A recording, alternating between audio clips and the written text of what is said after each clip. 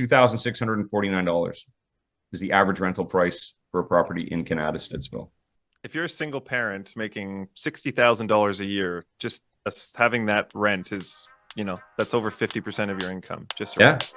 And that's gross income, not net. So you're listening to the Ottawa Real Estate Podcast with your hosts, Paul Stevenson, David Warren, and Greg Campbell. Let's see what's going on in the world of real estate today. Hello, and welcome to the Ottawa Real Estate Podcast. We're your hosts, Paul Stevenson, Greg Campbell, and David Warren. And we bring the world of Ottawa real estate right to your ears. Whether you're a first-time homebuyer, a seasoned investor, somewhere in between, our show is dedicated to demystifying the ins and outs of the Ottawa market. With our friendly and personal approach, we'll share the latest news, invaluable insights, and expert advice to help you make informed decisions. From deep dives into market trends to interviews with leading industry professionals, we're here to ensure your real estate journey is both successful and enjoyable. Join us as we explore everything the Ottawa real estate scene has to offer, one episode at a time. Lovely. Oh, amazing. That was just Jasper lovely. today. Welcome, Jasper, to the show. ChatGPT. One thing, how are we doing? What's going on? I like my look here. The lighting's better at the house. I got to figure that out at the office. I'm having a struggle with that, even with all the fancy light rigs I have. It's a challenge in the dark room. I've heard. Here. What about your ribs, Greg? My ribs. I was delivered a random bear hug on Thursday night, and there was a massive crack. And it's been bad. Sleep has not been great. And then today I'm kind of like, I'm probably going to have to go get an x-ray just to know. Bear actually hugged you then. That's pretty much cracked your ribs. You're not a small guy either. That's what I said. No. And that's Paul said the same thing. And it was kind of like the bear that did it is similar in height and weight. So, that's one thing, but it was, I've never heard anything like that on my body happen from anything like that. It was a massive crack. We were all like, oh, I'm like, thanks. Greg's usually the one breaking bones, not receiving breaks.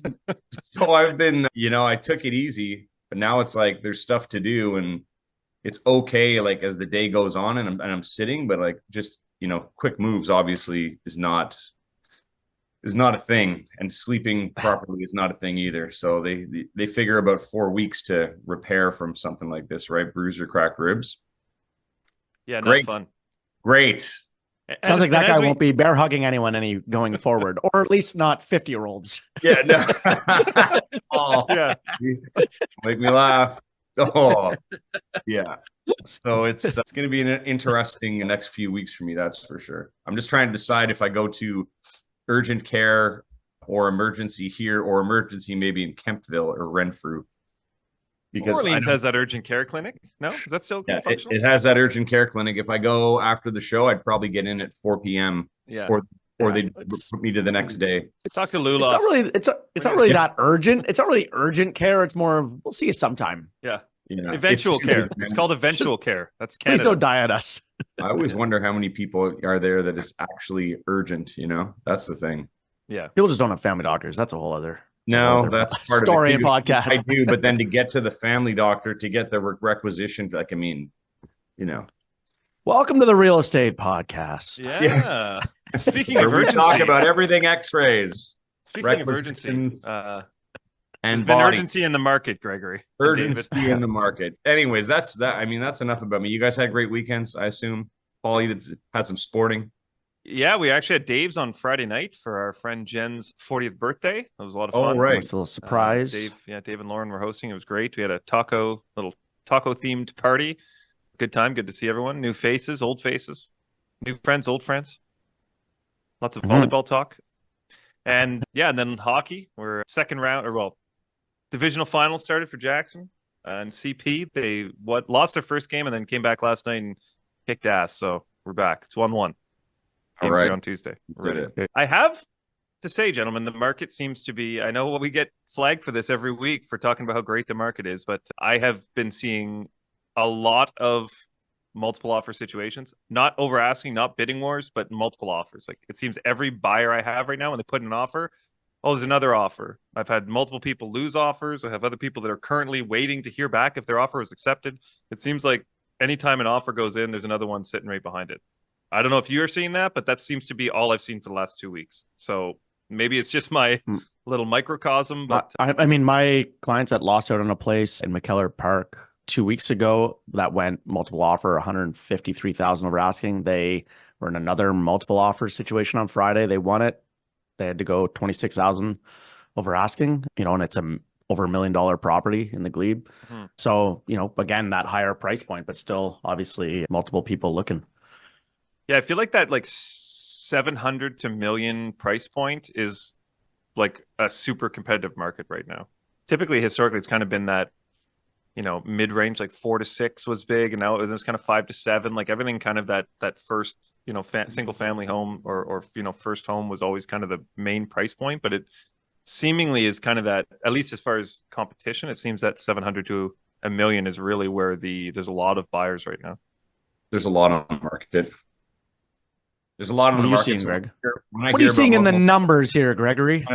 It's kind of surprising because there's so many listings out right now. It just goes to show you that the ones that are amazing, then they're getting the offers right away. Mm-hmm. I delved into Kanata. Deep dive. I did a deep delving. delving in the deeps of Kanata.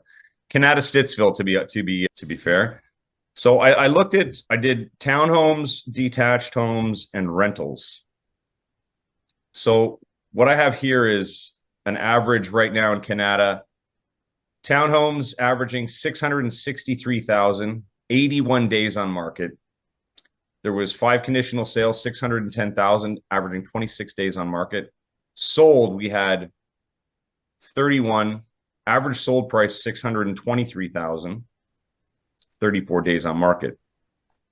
So, the sold price versus the active price, as usual, is still quite a bit off. So a lot of people are doing reductions, I think, if they're active. I don't know if that's going to go up or where it's going to head, but the sold price, that's pretty much bang on with the average in Ottawa right now for that. So the detached homes active, there's 99 active detached homes in Kanata Stittsville right now. Average price point, 1.113 million, averaging 51 days on market. There's 13 conditional, average price of 954,000, averaging 34 days on market. And sold, we had 49 at an average sold price of 924,000, averaging 45 days on market. Again, the sold price versus conditional price versus active price, substantially less. But those sold to listings, you said the 99 and 49 sold, with 16 also being conditional. So there's less than 2 months of there's supply. 13 conditional, yeah. So what's that? 62 sold and conditional, and 99 listings. We're less than 2 months of inventory on the market, which is a big shift from where it was. Yes. So seeing this, Greg, do you believe that this is people are incorrectly pricing homes, or is it just we're now seeing exactly what we've been expecting, just not enough supply, too many people shopping? I think that people are still incorrectly pricing their homes, because it's not just incorrectly pricing your home on what you think the home's value is or what the value is. It's the value right now. Like there was 2 homes. I'm very particular. There's 2 listings that I was working with that we didn't end up moving forward with. They ended up working with someone else, and the main reason was price, because I've been stuck in the situation I don't like having properties that I have to hold with the client just to get them to where I know they need to be initially. So there's 2 on right now that listed higher than what I had suggested, and they've been sitting. One's 35 days and the other one's 60 days now. So it's still it's the anticipation. And I did say to them, I'm like, if you want to list now, it's this price. If you want to list a little bit further, which is what they ended up doing, I go, it may be this price. I go, but I still don't think you're going to get that price. So what's happening now is I'm predicting that both of those homes are going to drop by 25 to 50,000 each, and then maybe they'll sell, and they'll still sell it less than what I suggested initially, in anticipation of where the market was going to be. Their home would be sold, they'd be moving on to the new property. So it's one of those things. I still think that people are definitely pricing ahead of the market. So you think they're pricing too high? Yeah, big time. Still, I think there's still a discrepancy in 900 plus. There's a discrepancy of anywhere from 75 to 150,000, I think, in listings, and in towns it could be anywhere from 25 to 50,000. But it's not everybody. Like you said, if there's multiple offers, that means that they're priced perfectly where they're supposed to be. And then it's a matter of, does that number catch up to where the other listings are at, or do the other listings still not sell because they're at a price where they're not as appealing as the last one? It's question for you. I think we saw, I don't know what it ended up selling for, but remember there was that listing, I think it was in Crystal Beach, and they priced it outrageously low, and they got a whole bunch of offers and they didn't accept any of them, and they relisted. Do you know if that property ever sold? They listed at like 600 and they got 20. Oh yeah, what was the address on that again? I should have kept that on my. Don't remember, unfortunately. It was but I guess. Do you remember the reason why I'm asking this is I'll find it from your experience, Greg. Like, assuming it's priced properly, like how often is someone coming in saying we're going to give you exactly the asking price, no conditions, and the sellers accept it? Or is it typically like, the sellers are like, oh well, that was really easy, let's relist? That's the other problem. There's Luca and I are building a list of questions like that. I mean, I'd even share it with agents to present to their clients as well. It's a list of what you can expect and what we expect from you. This is a different list. There's a thing called the Schedule B that you have to have now in all real estate listings and in buyer transactions in Ottawa or in Ontario, where you write out a list of, this is what we're going to do. This is a list of our services. But what I'm talking about is basically, to that question of things that can happen during the process. Just being aware that, we have an arrangement that if this happens, then this happens. So if you're listing at this price and we get you the price that we listed at, also saying it's signing, this price is going to get you an offer and you're happy with that. When it comes time to the offer, we're going to work with that offer and we're not going to take it off and relist it higher because suddenly you think that I made a mistake as a professional that you're coming to advice for to help you sell your home. Like I'm not trying to play that game at all. And I don't think any agent should, because it's just basically taking advantage of us to get people in the door through our marketing and our professional strategies to do that. And then basically saying like, we don't give a shit about you anymore. You brought us this offer. We knew it was too low. You made a mistake. Now we're going to list higher. And then the property sits. Yeah. Yeah, I think the greed sets in at that point too. You get an offer first day at ask price. You're like, maybe we should. That's what I mean. It can change. You can be sitting at the table and the conversation can be like, no, we agree with that. We agree with that. And then that happens and then it changes. That's why this list that I'm building will cover things like that so that they can't. It's such a weird, it's a weird landscape to navigate. I'm happy I don't have your job, to be honest. Ours is pretty black and white. It's like either you qualify or you don't. It's like the number. So the proof is in the numbers. For you, there's much more. It's like strategy involved. And I mean, especially that last deal I was talking about last week. There was a lot of work with that. We had something crazy. There was a demand in that offer that there was the basement electrical in the bathroom was ESA approved, which means that's electrical standard authority. For anyone who doesn't know, that means that like the electrical is perfect. It's as it should be in the home. The inspector came in and said they wanted something changed where if the GFI, if it goes off, that the light in the shower will stay on. So that, like, let's say all the lights go out in the bathroom basement, there's no window. So then all of a sudden it's a blackout. Now imagine your shower, something fault, it trips, light goes off, right? So this was like a big thing. And we were saying like, well, the basement's ESA certified. So why do we have to, why are you asking us to do this? So anyways, we say, I call my electrician and he goes, I can do that. It's like a 10-minute fix. He didn't mention the ESA thing until after when we talked to another electrician. He goes, well, if I do that, then it's not certified anymore.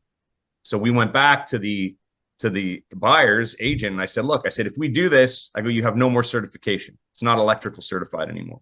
because it's supposed to, when if it Mhm, trips, mhm. all the lighting, all the power is supposed to go off in the bathroom. So it took a couple of days. He got back and he said, he goes, our inspector made a mistake. Your electricians are right. We're going to remove it from the amendment. So I mean, little things like that, right? The inspector on this deal really, I don't know who it was, but he definitely sabotaged this deal a bit. And is that the same with the deck? Is that the same deck guy? He's deck guy. He is. So he's a deck professional and he's a electrical professional. Well, he knows all. I love it. And this is the thing. It's like, you know, out of respect, you know, biting my tongue with the other agent. I didn't ask who the inspector was. It's not my business. It's their job to hire the professional, do the due diligence as the buyer and the agent. But everyone kept asking me, like, who the fuck is this inspector, right? And I'm like, I don't know, man. I go, maybe he'll tell me after. And then I said, you know what? This agent's been in the business a long time. If with this many items, I think maybe it was the buyers that brought along their own inspector. They found him and they wanted it to do their way, because I would be surprised if this agent brought in his own inspector and then this is what happened in the process, right? Well, we've all bought, and we've all sold our homes too. But I mean, we know all inspectors are not created equal. I mean, there's some really good ones and there's some not so great ones. I've been getting quotes, as I mentioned to you guys, for adding a washroom addition at my place. And we had someone yesterday who was quoting us, and he was actually telling us that the inspectors themselves, depending on where it is in the city, there's actually different code for different things. So you might have an inspector who isn't up to date on the code in your area, your community, whatever it is, your bay, and they might be telling you a code that's for Orleans, not Kanata. And there's actually, like, depending on where you are in the city, there's different codes for different things, which I had no idea based on the municipality. So there you go. You might have an inspector from outside the area of his expertise, Greg. Could be. Seems pretty basic to me. Or just somebody's father. Or just one of those memes of somebody's father that just came in, just everything. The best. Those are the best. With the notes that I read that I was allowed access to, it would seem that it was very vague. Real estate memes have to be the best, or the ones where they take clips from like Dumb and Dumber and then just like put, like, you know, buyer seller on top of the heads, and like you're watching it. It's really funny. Just quickly back to the numbers here, if anyone's interested. Rentals, there's 50 active rentals in Kanata right now. That could be anything. Average price $27.50, 21 days on market, and there was 50 rented in the last 4 weeks. This is always last 4 weeks, by the way, in case anyone forgot. $2,649 is the average rental price for a property in Kanata, Stittsville. Going up. It's a lot. I think if we looked at that from last year, it would have been around $2,450. 2,700. Like, when you see the stats, crazy. and I would do the new one, and then I would go back a year. Those were great.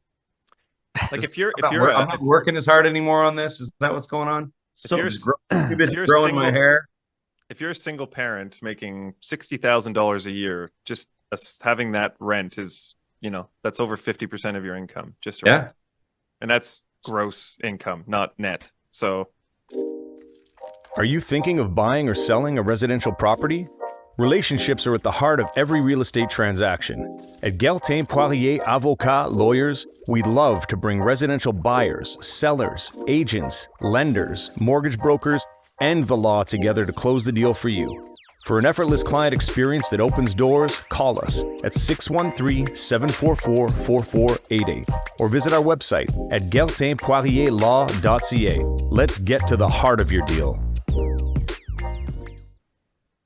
So there was an article about rents on last week talking about in February that the average rental unit in Canada crept up to $2,193, and it was 10.5% year over year growth or increase in rents across Canada, which is pretty crazy.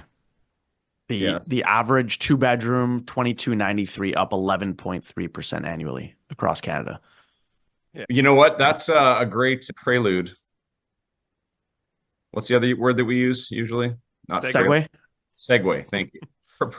Is prelude more professional? Bye, guys.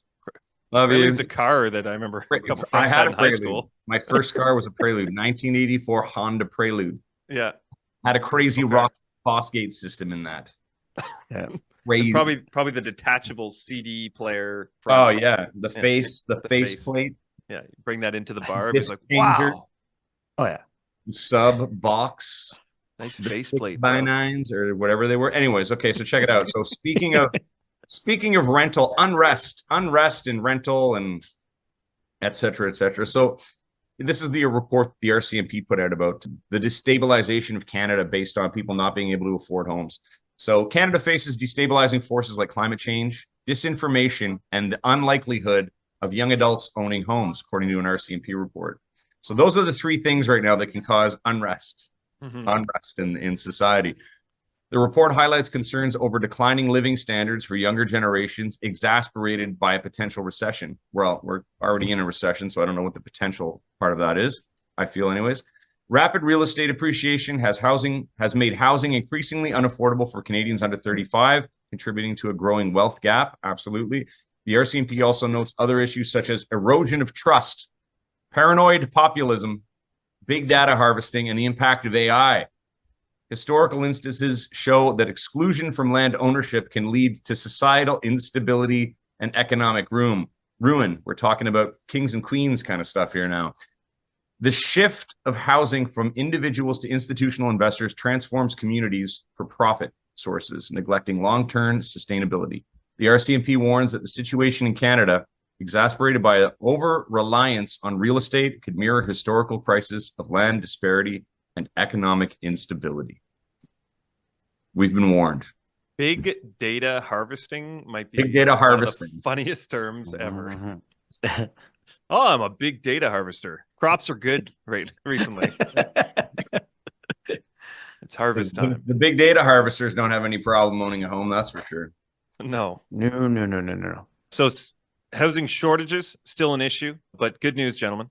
I have great news. February housing starts increased 14% from January, says the CMHC. So you're talking RCMP, let's talk CMHC. Canada Mortgage and Housing Corp said Friday that housing starts jumped 14% to 253,000 in February from a month earlier on a seasonally adjusted annual rate, which allows for a better month-to-month comparison. When looking at year-over-year figures, February's housing starts were up 11%, with the increase driven entirely by higher multi-unit starts that increased 16%, while single detached starts were down 14%. As the national housing shortage continues, the focus for developers continues to shift towards multi-unit constructions in Canada's major cities, said Bob Duggan, CMHC's chief economist. Month-to-month starts can fluctuate significantly as the launch of larger multi-unit developments can skew numbers. Adjusted starts in February were up 79% in Vancouver and down 31% in Montreal. To smooth out these swings and give a clearer picture of the upcoming housing supply trends, CMHC also reports a 6-month moving average of the adjusted rate. In February, the indicator showed starts at 245,000, up by 0.4% from January.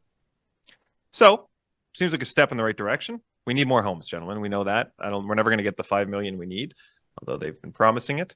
I think the likelihood is something like this. I mean, that's a lot of starts, but multi-units, I mean, even in Ottawa, every time you drive around, it's very rare you see, estate lots being developed now, right? It's multi-unit, it's high rises, it's 5-story, 200-unit buildings. They're kind of building, I know even in like Carleton Place and kind of the outskirts are building a lot more of these multi-units. There's no longer, like, single-family homes are seemingly going to be a thing. Yeah. For rent. Going to be a thing of the past, It's coming. Destabilization. Yeah.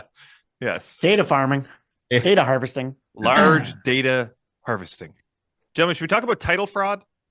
We should. Why not? What a great title segue. fraud. Great I segue. had something else there. I got caught into thinking about multifamily dwellings there for a second. So tell us. I know by the time you go through your part here, I'll remember what else I was going to say. It was important. Well, this is actually regarding you, Greg. The headline from CTV News says, homeowners, realtors should take steps to protect against title fraud, say the experts. The experts? The fraudsters. Eh? No, so basically title fraud would be when you buy a home, you do get title insurance. So it will protect you against people impersonating you or like basically getting fake mortgages against your property without you knowing. Sometimes there's even liens that are remaining that aren't removed when you buy the home. So maybe the lawyers didn't take it off or something like that. So this title insurance basically protects you against anyone getting access to your equity without your knowledge or without your consent. But apparently, according to this article from CTV News, it says that even with the safeguards in place, fraudsters are getting quite sophisticated in their ability to replicate ID And we know we'd see this often in our space, David, that real estate is actually one of the highest, if not the highest, I think, for money laundering and fraud. So in Canada. So it is a huge issue. And title fraud is one of those things that kind of gets lumped into that fraud in real estate. And basically when you buy a home, this is done through your lawyer. They're saying that newcomers and seniors are the most vulnerable. So title insurance company FCT estimates that at least one attempted title or mortgage fraud takes place every 4 business days. In the past 2 to 3 years, the company has refused to insure $540 million worth of mortgages and transfers on the basis that they were too suspicious for us. He said that John Tracy said this. He said the reason the real estate sector is such a growing area of focus for fraudsters is simple. The payoff is huge. Compared to getting a credit card in your name, which you might get $10,000 worth of stereo stuff or gift cards. But if you can steal my ID and mortgage my house, the payoff is a magnitude of times bigger. I know we've seen some of this, David. I think there was a story last year or 2 years ago we talked about it on the show, I believe, where someone it was in Toronto. Remember those people there was a realtor that actually sold someone's house when they were away. Remember we talked about this on the show? Yeah. Yeah. And that was all due to this exact thing. Like it was someone had committed title fraud, gotten their identities. Title fraud? Is this all is this fake ID title fraud? So yeah, somebody impersonating, a lot of times it's people that go away, snowbirds that are away for a number of months. Somebody goes in, pretends to be the homeowner, has a realtor over that doesn't even necessarily know, ID made with that address or whatever it may be, pretending to be the homeowner, and listing the house and acting as the buyer and getting, or the seller rather, and getting those proceeds, or mortgage, or going to a bank and falsifying documents and getting a mortgage on that house when it's not rightfully there. And a lot of like FCT in these fraud presentations, they actually do suggest for somebody that has even a house that's free and clear with no mortgage, especially seniors and things like that, is to actually put even just a HELOC on it. So secured line of credit on title. You don't need to use it. You're not paying interest or anything like that, but just so that there's a mortgage already there for the value, so that it makes it harder for somebody to come in and put another mortgage on or come in and act as though they're already you, because there's one that needs to be now removed and replaced and it's not a clear title. It's kind of crazy, man. Like the FINTRAC rules, for everyone that doesn't know that, the Financial Transaction and Reports Analysis Center of Canada, FINTRAC, we fill out those forms diligently all the time when we're working with the buyer or seller. Like you really have to get a lot of information from your client to confirm they are who they are.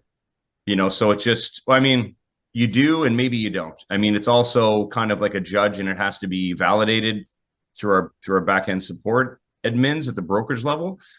But it's crazy to me that realtors would meet somebody that could actually pull that past them. But obviously it happens. I guess everybody's built differently and they see things differently. I just can't imagine that ever happening to me, depending on where the client comes from, and you're not being suspicious about it, or you're an agent that's only thinking about the payoff at the end, right? So you're pushing this thing to happen. The seller thing where they, take over someone's house who's away, that's a different story. But it's still I guess in that case, they'd be selling it on their own, and then some buyer just comes in on their own. Yeah. So maybe is that part of this too? Then it's a lack of working with professionals to help get it done. I think in some cases it's, not necessarily. I think in some cases there's times where people just are unaware, because people are very good at lying, are very good at scamming people, and you've got that aspect, but then you've also got where there's collusion, between the realtor, the appraiser, the mortgage broker, the lawyer, and it's kind of a round scheme. And that's why on our side, on the mortgage side, when we're getting appraisals, we actually have to order them through third-party systems so that the mortgage broker can't connect directly with that appraiser to influence the appraisal. And so most of the big banks require this through one of the third-party systems exactly for that reason. So there's no collusion on value, or, it's kind of removing that possibility, because it's such a big ticket item that the payoff's huge. When we're going through the application process too, there's a lot of people looking at the ID. We're not only looking at the ID, but we're cross-referencing it with the application, with their credit bureau. Lenders are doing the same thing. They'll come back and say, hey, the credit bureau doesn't match their ID. What's the story here? What's happening? So lenders are looking for it and we're looking for it. But at the end of the day, we're all human, right? There are lenders do have systems in place now to cross-reference notice of assessments and things like that to see if they are fraudulent. But the fraudsters typically are always one step ahead. For $5,000, you can get a printer that'll print, an ID that's the exact replica of what you would get at the ministry. So it's not. Oh, is that right, Paul? I mean, I don't know. I'm just. But yeah, I mean, it is possible, and it's becoming more and like harder and harder to detect these things. So, it is our job, and we are trained. FISR has put a notice last year of, how to better detect fraud, and we've taken that course, and lenders take that course. So we are trained to look for these things, kind of red flags. And it also comes down to knowing your client. Like if you're on the phone with them and you're asking them, you're digging into the questions, like you can kind of sniff it out sometimes, but there's other times where you have no idea. These are actual professional fraudsters. They know exactly what they're doing. Luckily, I've never been in the situation where that's happened. I hope I never am, but it does happen, and it sucks. Hurts us all. Speaking of real estate. Yeah. Prelude us, Greg. Speaking of real estate on the Ottawa Real Estate Podcast, also known as TOREP. Something big happened in the U.S. over the last week. There was the settlement for the NARs and the National Association of Realtors in the U.S. and the Realtor Commission has finally kind of happened. And it will change the way that real estate works to an extent. I saw a lot of people posting about it, and they weren't really breaking down the true facts of it. It was more of like headline grabbing. And they were like so upset. And I'm like, well, it's not exactly right. So what it means for everyone listening there is that the seller is not allowed to any longer advertise how much commission is being offered to a buyer's agent. So let's say, for example, I sign a contract with the seller. We're agreeing to, let's just make it easy. We'll say 5%. That's the traditional, what it used to be. We'll say a 5%. So traditionally, buyer's agent would take 2.5%, selling agent would take 2.5%, and the seller is responsible for that fee. Now that fee is always worked into like the market value. So that's a whole other thing. But now agents could see it, and it caused steering. They called it steering in some occasions, where if someone was offering less commission, then the agent would take their client or steer them away to another property that was offering more commission and kind of make up an excuse, right? Now I don't condone that type of behavior. There's a lot of people that do that, and there's more that do not do that. Priority is always generally the client overall. This was more popular in Vancouver, Toronto for a while. So what this means now is that the sellers are no longer allowed to show a commission at all to a buyer's agent. Now, initially, when it came on, even I was like, I'm like, what does this mean? So like now the buyers have to pay for the buyer's agent out of their own pocket. And then at the same time, I'm going, well, how does this affect house values if house values price is based on a commission being paid out from a seller, right? Like, does that affect that in any certain way? So what it is you just are not allowed to advertise it, but you can absolutely offer it. So I'm sure different districts may have different ways of offering, but on the MLS system in the US, you are no longer to advertise what commission you're paying out to the buyer's agent. But you can always offer 2%, 1%, 2.5%, like whatever you want to offer, you can do it. Flat fee, anything. So does it really change anything? I don't think so. I'm curious as to when then it's disclosed to that buyer. It would just be disclosed if the agent, like paperwork, the buyer's agent calls them and just says like, what's going on with that? I mean, that's actually a good point, Dave. I don't know that. Like if they say like you can't disclose it until close, that's different, because that definitely affects things. I think, for our job, it wouldn't make a lot of sense because we need to know what we're working for, So I got to ask, Greg, can you expand on you said pricing includes the commissions. Can you just expand on that for us?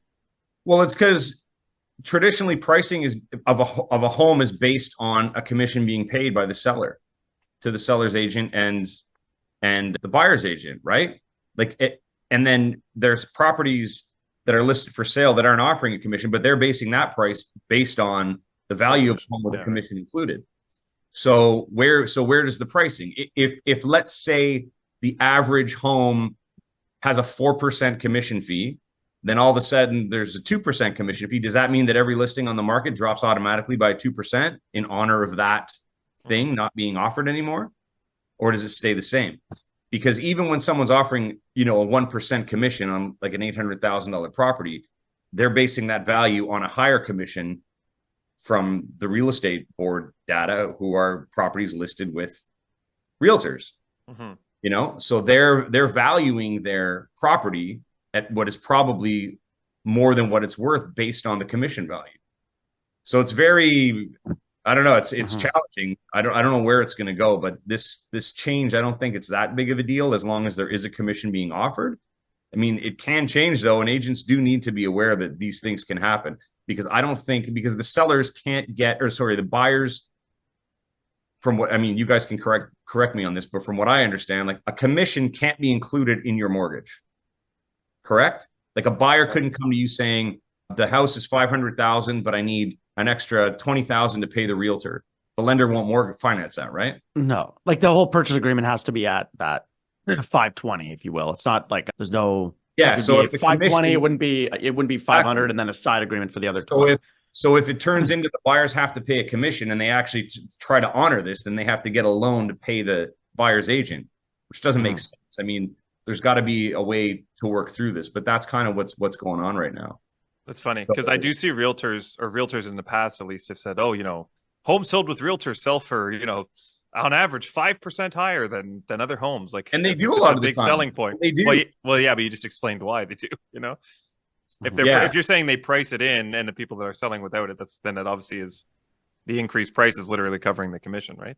But it's it's the market knowledge, it's the neighborhood knowledge, it's knowing how to deal with these things, right? It's like it was just it turned into like you had to be a listing agent and then the lawyer did the work. Like that's a nightmare for unless you like really, really know what you're doing. And I mean, there's information out there now that can get you there.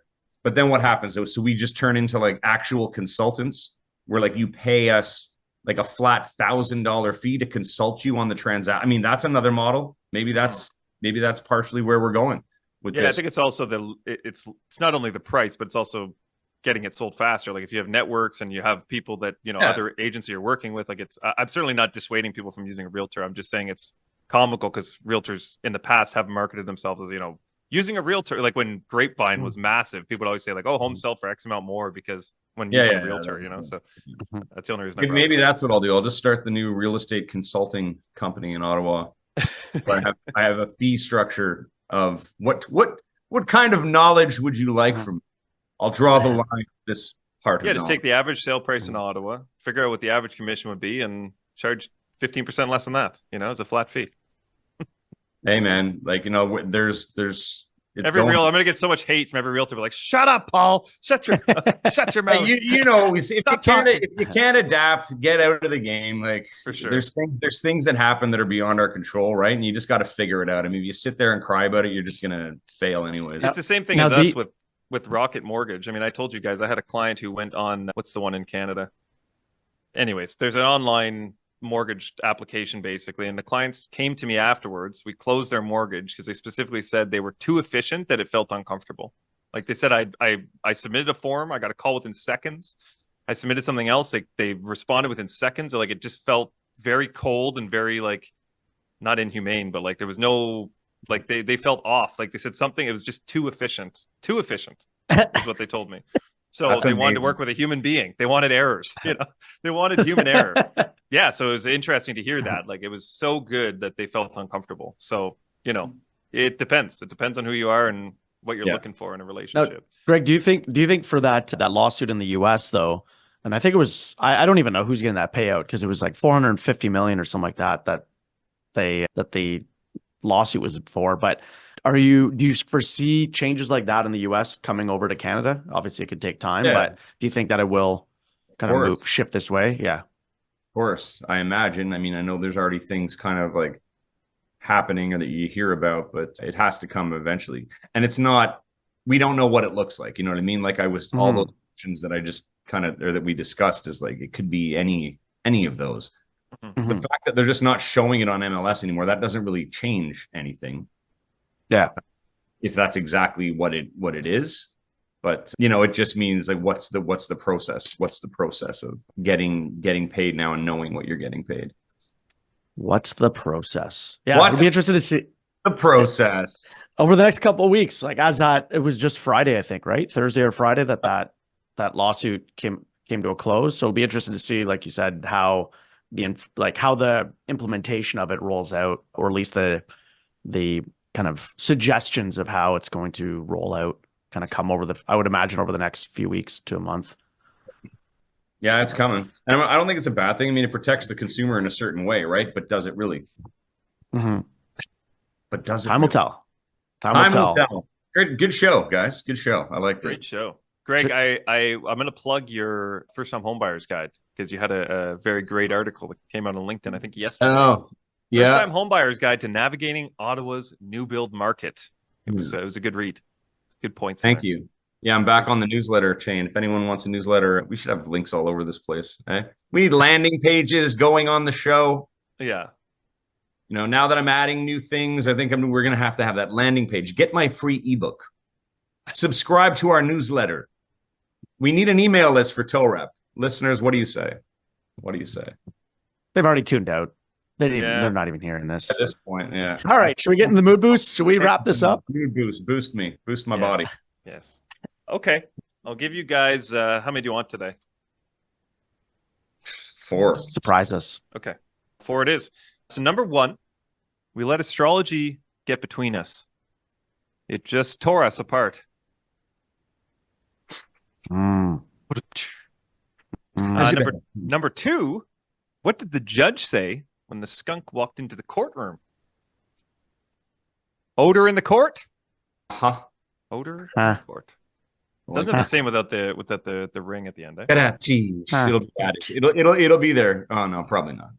Number 3, have you heard about the restaurant called Karma? There's no menu. You get what you deserve. Mm. And it would actually be a great restaurant. It would, yeah.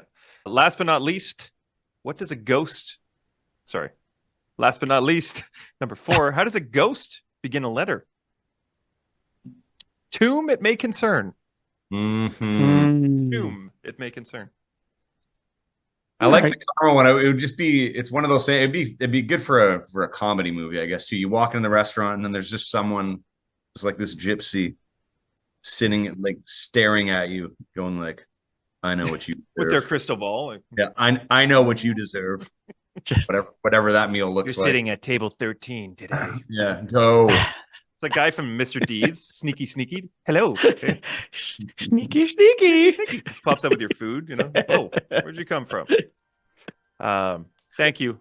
Whoever listens to this banter at the end must just really enjoy our sense of humor, because no one should be listening to this. or they're just really stuck in traffic. Yeah. Poor people. Thank you, everyone, though, for tuning in. And we will be back next week.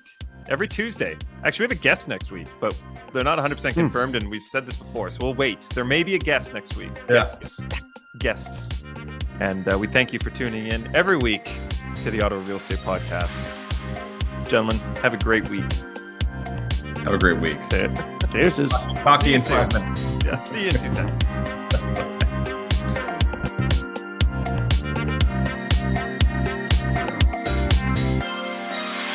Thanks for tuning in, everyone. We hope you enjoyed today's episode. Please remember to like, share, comment, and subscribe, because we'd really like that.